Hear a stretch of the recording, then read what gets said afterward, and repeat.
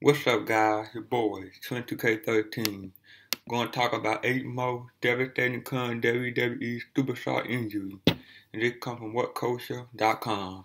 2015 has been a year of ups and downs for WWE. It has enjoyed a few successes, including a critically acclaimed WrestleMania surpassing 1 million subscriber mark on the WWE Network, and a series of outstanding matches between Kevin Owens and John Cena. On the other hand, WWE has also experienced some problems, including the failure that was the ending of the 2015 Royal Rumble match, and over-reliance on free months for the network, and an apathetic audience stemming from an over-emphasis on the authority. But there's one thing that trumps these negatives more than anything else: injury. Between WrestleMania 31 and mid-June, an astounding 8 wrestlers have been put on the shelf with injury. Ranging from a broken foot to a serious spinal injury, some of these wrestlers were Mick Carter, who appeared on WWE programming without significant creative direction. Others were up-and-coming stars who needed as much momentum as possible in order to grab Vince's brass ring. Finally, some of these wrestlers were very important wrestlers who were featured quite prominently and enjoy a lot of time on WWE programming. All 8 of these men have been regular focals of WWE programming as either singles or tag team wrestlers, only for them to be sidelined with injury. These injuries are incredibly disappointing, as the superstars that suffer them have lost momentum and have to worry not just about being forgotten by the WWE Universe because the show must always go on, but in some cases must contemplate retirement and future endeavor.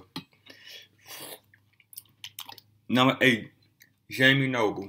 As a member of J&J Security, Jamie Noble was a surprisingly entertaining addition to Monday Night Raw. His short stature made him the butt of countless jokes, yet he did his job as one half of the world's smartest bodyguard duo very well. Even though he's not technically an active member of the roster, he still does his job well, and fans love to watch him alongside Jody Mercury get demolished by the authority enemy. Unfortunately, Jamie Noble in the hospital for a while due to an attack by Brock Lesnar that led to 3 legitimately broken ribs. During the authority beatdown on Brock Lesnar on the June 22, 2015 edition of Raw, Lesnar slammed Noble into the barricade and didn't get back up to join his buddy Mercury and the rest of the authority in attacking Lesnar. Noble had to leave the arena via ambulance, and some fans were legitimately concerned with his well-being, especially after he tweeted that he experienced difficulty breathing. Thankfully, his injury isn't that severe, and WWE is rightfully using this real injury as a means of furthering a current storyline. That said, J&J Security isn't the same with Mercury acting alone, especially since Noble was one who spoke for both of them. Hopefully he gets well soon and resumes his spot as the authority cannon fodder. Number 7. Jey Uso. It's one thing to be a tag team in WWE, where the health of one team member spells doom for the other. It's a different matter when both teammates are real-life identical twins, and it becomes difficult, if not impossible, for either twin to carve out a single career without connection being made to the other brother. Such is the case that has befallen Jey and Jimmy Uso. Jey is the one who currently on the shelf with a shoulder injury, yet both he and his brother haven't been seen for months now. As a tag team, they were one of the most popular and exciting teams in the entire division, and they had a lot of support from WWE management, as demonstrated by their long reign as tag team champions and their regular teaming with John Cena. Unfortunately, WWE has decided to keep both Usos off the show instead of just one, which has led to Jimmy being stuck at home with nothing to do. It seems that WWE is treating the Usos identically to the Bellas because they are identical twins that have to be present either together or not at all. Not only is that unfair to Jimmy, who isn't on Raw while his brother recovers, but it also suggests that the two of them can only be a tag team, which might indicate that beyond being a tag team, their collective future in WWE might be limited. Number 6. Hideo Itami. It seemed for a while that WWE finally got it right with booking a Japanese wrestler. Before Itami, aka Kenta, came along, most of WWE's Japanese superstars were present as either comedy character or ethnic stereotype or both. But luck didn't seem to be on Itami's side as he suffered a torn rotator cuff that required surgery, leaving him on the shelf for at least 6 months. This couldn't have come at a worse time for the Japanese star, as NXT is facing something of a star crisis. There's another big NXT star on the shelf as well. More on him later. Kevin Owens is going to be on a full-time wrestler for the main roster very soon. Finn Balor may be caught up in the coming months, and there's talk of calling Tyler Breeze and Samoa Joe up to the main roster as well. If all of these wrestlers leave NXT, who remains to carry the brand? Moreover, Itami hasn't made the impact on NXT as he was expected to, and has been eclipsed by other recent signees, especially Balor, Owens, and Joe. Hopefully when he recovers, his momentum won't be completely gone, and he'll still be able to kick people as hard as he can, to the delight of the NXT audience and the WWE Universe. Number 5. Tyson Kidd.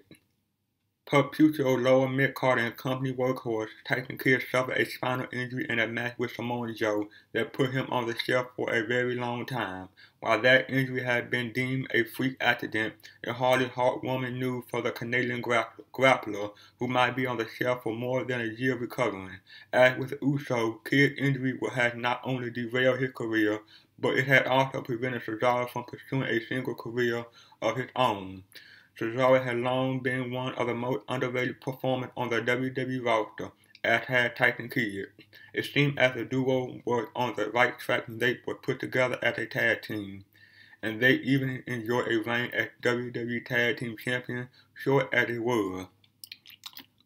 Despite being one of the smaller wrestlers on the roster, Kidd was also one of the most versatile. He was able to perform springboard moves like a cruiserweight. He could use power moves quite well, and he was a very good submission wrestler. With given his family tie, shouldn't be a surprise. This isn't Kidd's first major injury, as he spent many months recovering from a torn knee meniscus in 2013. During this period, Kidd managed to stay in the fans' mind by appearing alongside his wife Natalya on Total Diva. Hopefully these injuries don't lead to a depush, or worse, him getting released, because both of those things have happened in the past. Number 4. Rusev. Before suffering his injury, there were many reports that Rusev was going to win the WWE Intercontinental Championship as the Elimination Chamber Network special, but when he broke his foot, those hopes were destroyed. As if that wasn't bad enough, he had lost the managerial service of Lana, who was one of the main reasons people paid attention to Rusev in the first place.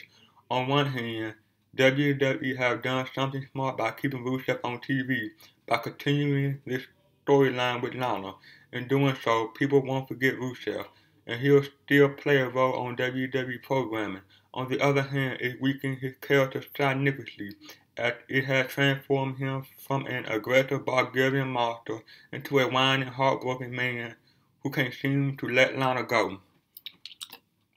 It was bad enough that Rusev lost to John Cena in 3 consecutive pay-per-view matches, losing considerable momentum from his undefeated streak being ended without getting any proper retribution against John Cena.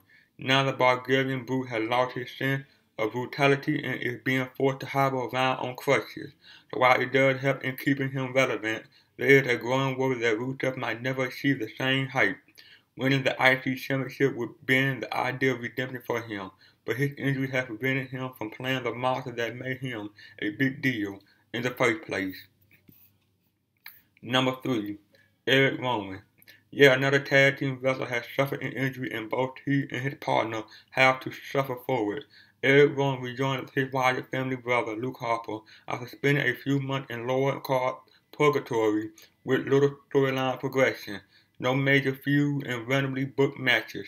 Then things were starting to look better for him, and Harper, especially as they debut a new finisher called The Wave, which many fans recognize as the Dudley Boyz 3D. Even though there has been some minor backlash over the use of that move, it's still an awesome move that had people talking about Harper and Rowan once again. Unfortunately, Rowan suffered a significant arm injury and is expected to be out for around 6 months. This is a very bad time to have suffered that injury because as a team, Harper and Rowan were slowly but surely regaining some momentum.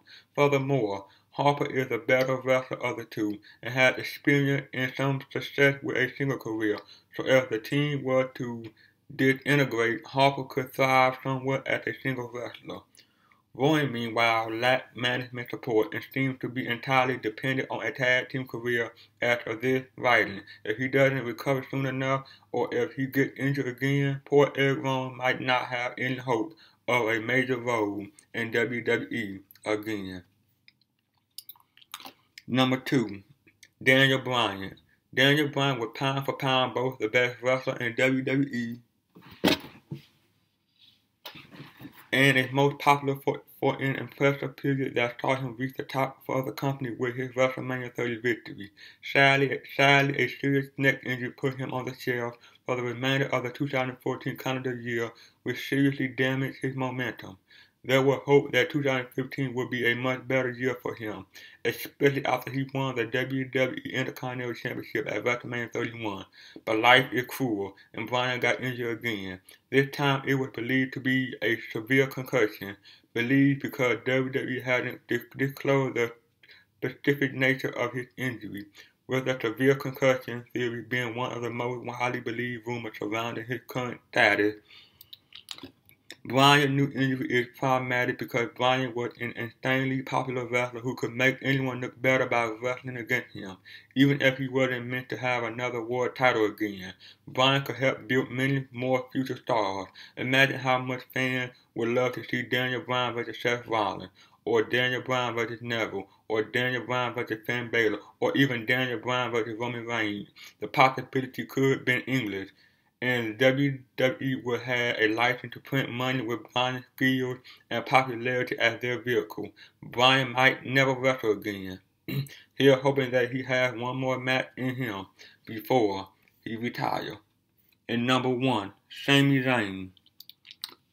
When Sami Zayn appeared on Raw in Montreal on May 4, 2015 to answer John Cena's U.S. Championship opening challenge, the Montreal native got a huge ovation and proceeded to put on one of the best Raw matches of the year as well as arguably the best match Cena had for the U.S. Championship.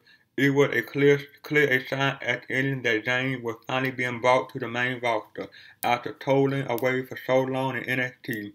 Sadly, shortly after the match started, Zayn landed awkwardly from a belly-to-back suplex and looked like he injured his shoulder in the end. In the end, that turned out to be a legitimate injury, and Zayn was put on the shelf for an estimated 6 months, halting his ascent to the main roster. This is easily the most disappointing injury of the year so far because Zayn is an incredibly popular wrestler who has spent years putting on awesome matches and was an obvious favorite of regular NXT fans. Regrettably, Zayn cannot wrestle for WWE until around December or next January, halting the rise of what many believe to be the man who's most deserving to be on the main roster. At least this injury had a silver lining. Zayn's injury accelerated Kevin Owens' main roster debut, and he had been soundly praised for his excellent matches with John Cena and incredible heel ability, though one cannot help but wonder where Zayn would have been if his main roster debut didn't end in injury. Well, that's it, guys. Like, comment, subscribe. See you guys on the next one. Peace.